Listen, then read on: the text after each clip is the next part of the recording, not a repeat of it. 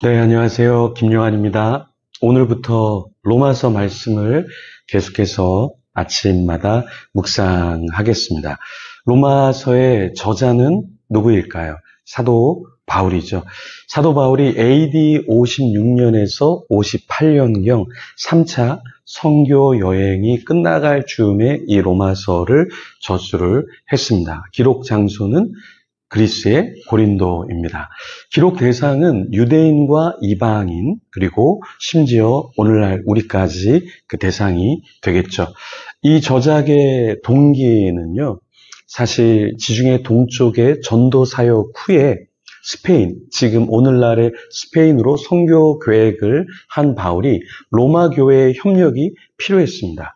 그래서 로마 교회가 하나님의 자비와 은혜를 알고 복음 사역에 동참하도록 이 서신서를 적었던 것이죠. 중심 내용은 무엇이냐면 사울은 이제 죽고 바울이 되었죠. 영적으로 그리스도 안에서 새로운 존재가 되었잖아요. 사도 바울로. 그런데 모든 사람이 죄인인 것, 그것을 알고 사도 바울은 예수 그리스도만이 참 구원과 자유를 주시는 분, 그것을 알리고 싶었던 것이죠. 핵심어는 죄와 구원과 믿음입니다. 자, 그러면 이 내용의 오늘 첫 번째 내용은 deal or no deal. 자, 딜할 것이냐 안 할 것이냐 이러한 내용이 들어있는데요. 이게 무슨 말이냐면 제가 유학할 때 deal or no deal 이라고 하는 프로그램이 있었습니다. 이 프로그램은 $1 million, 그러니까 100만 불, 이 돈 가방이 든 게 이제 펼쳐져 있는데요. 한 26개 가방이 있습니다. 근데 먼저 참가자가 26개 중에 하나를 선택을 해요. 그래서 자기가 이렇게 소유합니다. 앞에다 놔둬요. 그리고 나머지 이제 앞에 26개 중에 하나를 선택했으니까 어떻게 돼요? 25개가 이제 가방이 앞에 있겠죠? 그 중에 이제 처음 6개 가방을 선택해서 오픈하게 합니다. 그러면 이제 작은 금액들이 들어있는 가방도 있고 큰 금액이 들어있는 가방도 있습니다. 그러면 이제 6개 가방이 오픈됐으니까 뱅커가 자, 내가 이 정도 돈을 줄 테니까 너 여기서 이제 포기하고 이걸 좀 받아들여. 근데 사람들이 그 오퍼를 받아들이지 않죠. 왜냐하면 아직 밀리언 달러라고 하는 100만 달러라고 하는 그런 가방이 앞에 있기 때문에 요 정도 받고 포기할 리가 없습니다. 그런데 이제 이 게임이 계속 프로그램이 잘 되면서 이 100만 달러가 든 가방이 한 개가 아니라 나중에는 10개, 11개까지 막 늘어납니다. 그러니까 100만 달러가 든 가방이 너무 많으니까 이 뱅커가 내가 한 10만 불, 그러니까 우리나라 돈으로 한 1억 2천 정도 줄 테니까 너 여기서 딜하자. 그래도 이 참가자들이 딜을 하지 않습니다. 그럼 나중에 어떻게 되냐면 결국 욕심을 부리다가 10만 불, 그러니까 한 1억 2천 정도의 돈도 못 받고 결국에 아무것도 누리지 못하고 그냥 손에 아무것도 갖지 못하고 그냥 프로그램이 끝나는 경우가 대부분입니다. 그래서 제가 유학하는 동안에 이 100만 달러를 받은 사람을 저는 한 사람도 보지 못했습니다. 사실은 좋은 어떠한 아퍼, 그러니까 어떠한 제안이 들어올 때 그것을 좀 받아들이면 좋은데 욕심이 많기 때문에 받아들이지 않는다라는 거예요. 그래서 이것이 주는 교훈이 있는데요. 오늘 사도 바울은 주님이 사도 바울에게 딜을 요청했어요. 야, 너 딜하자. 너 이렇게 나를 핍박하지 말고 나를 위해서 한번 일해 볼래? 그런데 사도 바울이 주님을 만나고 완전히 꼬꾸라졌죠. 그리고 주님, 제가 주님의 일을 하겠습니다. 그러니까 제가 누릴 수 있는 모든 것들을 다 포기하겠습니다. 하고 사도 바울은 딜을 했죠. 그래서 오늘 1절에 사도 바울은 자신의 정체성을 뭐라고 얘기하냐면 예수 그리스도의 종, 이렇게 고백을 합니다. 그러니까 다른 것의 종이 아니라 예수님이 원하시는 그 삶을 제가 살겠습니다. 그러면서 복음 전파 사역에 자신을 집어넣게 되는 것이죠. 이 복음이라는 것이 무엇인가? 사도 바울은 16절에 복음이라는 것이 굉장히 중요한 것이다라는 것을 고백합니다. 그래서 이 복음을 내가 부끄러워하지 않는다 이렇게 고백을 하죠. 내가 복음을 부끄러워하지 아니하노니 이 복음은 모든 믿는 자에게 구원을 주시는 하나님의 능력이 됨이라 이렇게 고백을 했죠. 자, 하나님께서 구원을 주시는데 예수 그리스도 이 복음을 통해서 우리에게 복음을 주는데 내가 이 복음을 어떻게 부끄러워하겠느냐 이렇게 이야기한 것이죠. 그래서 첫째로 복음은 믿는 우리에게 무엇을 준다고요? 구원을 준다라는 거예요. 영원한 생명을 준다는 것입니다. 우리는 잠깐 여기서 살다가 떠나는 인생이죠. 나이가 들면 노년이 되면 어쩔 수 없이 우리 모두 다 죽을 수밖에 없죠.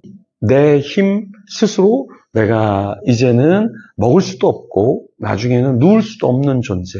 그래서 스스로 죽음을 기다려야만 하는 그런 존재가 되는 것이죠. 이 땅에서는요. 그런데 하나님이 우리에게 영원한 생명을 주시겠다 말씀하는 거예요. 그럴 때 우리는 좋습니다. 주님 제가 그것을 받아들이고 그 축복을 누리겠습니다. 이렇게 해야 되는데 뭐 좀 좋은 거 없나? 세상에서 좀 더 좋은 거 없나? 내 인생에서 예수님 빼고 조금 더 내가 원하는 대로 살아가면서 뭔가 좀 누릴 수 있는 게 없을까? 이렇게 생각해서 주님의 주님의 제안 그것을 거절하는 자, 어리석은 자가 되어서는 안 되겠죠. 세상 거 우리가 누릴 만큼 누려봤잖아요. 그렇죠? 이제는 주님의 종이 되어야 하지 않겠습니까? 두 번째, 사도 바울은 이 복음에 대해서 뭐라고 얘기했냐면 복음은 능력이다 이렇게 이야기했습니다. 이 복음을 믿으면 능력이 있게 된다라는 거예요.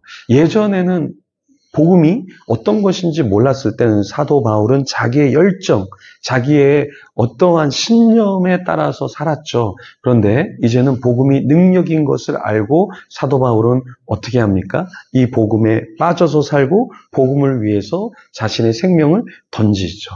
왜 그랬습니까? 이 복음이 무엇이길래 그렇게 했을까요? 오늘 본문에 17절 말씀에 보면은 오늘 본문은 1장 1절부터 19절까지 있는데요. 17절 말씀에 이런 말씀이 있어요. 복음에는 하나님의 의가 나타나서 믿음으로 믿음에 이르게 하나니 기록된 바 오직 의인은 믿음으로 말미암아 살리라 함과 같으니라. 복음에는 무엇이 있다고요? 하나님의 의가 나타나요. 그래서 그 의가 나타났기 때문에 그것을 믿음으로 믿음에 이르게 하시고 그리고 우리는 의인으로서 믿음으로 말미암아 산다라는 것을 사도 바울이 고백했습니다. 복음은 능력입니다. 나의 힘으로는 의롭게 될 수 없고 나의 힘으로는 믿음대로 살 수 없지만 이 복음을 받아들이면 어떻게 됩니까? 하나님의 의가 전가되고 나의 능력이 아니라 하나님의 능력이 우리 삶 가운데 나타난다라는 것이죠. 그래서 하나님의 의의 능력을 내가 이제는 경험할 수 있고 그 의로움으로 말미암아 기뻐하고 감격스럽게 사탄을 이길 수도 있다라는 것입니다. 이렇게 복음은 예수 그리스도를 믿음으로 말미암아 우리에게 오게 되고 누리게 되는 것이죠. 그래서 이 복음으로 말미암아 우리는 어떤 삶을 사냐면 나 자신이 중심이 아니라 주님이 중심인 거죠. 그래서 우리는 죽을 수도 있는 거예요. 왜요? 나 중심이면 철저히 살아야 되지만 주님 중심이기 때문에 주의 영광을 위해서 우리는 죽을 수도 있다라는 것입니다. 그래서 그 복음이 우리 안에 있으면 세상이 중심이 아니에요. 돈이 중심이 아니에요. 명예가 중심이 아니에요. 쾌락이 중심이 아니에요. 나의 이름이 중심이 되지 않습니다. 그래서 역경 가운데서도 나의 역경을 생각하는 것이 아니라 주님의 나라를 더 많이 생각하게 되는 것이죠. 사도 바울은 이 복음이 얼마나 놀라운 것인지를 깨달았어요. 그래서 이 능력이 자신의 삶에 나타나기를 소원했죠. 여러분, 오늘날의 중독과 우울과 상처가 우리를 잠식시켜버리려고 합니다. 우리를 삼키려고 해요.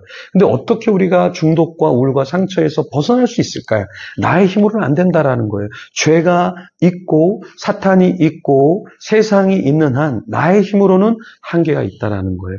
복음이 임하면 어둠의 세력이 떠나고 영적인 전쟁에서 승리할 수 있다라는 것입니다. 믿음으로 믿음에 이르게 하는 이 복음으로 말미암아 나에게 없는 믿음을 주님이 주시고 나를 만져주시고 그래서 우리는 의로운 존재로 주님의 자녀로 이 땅에서 살아갈 수 있다는 거예요. 그래서 우리는 중독을 이길 수 있고 우울을 이길 수 있고 내 안에 있는 상처, 무기력 이런 것들을 다 이길 수 있다는 거예요. 사람을 보면 우리는 흔들립니다. 세상을 보면 우리는 굉장히 비참한 존재가 됩니다. 남과 비교하면 우리는 비참해져요. 그렇죠?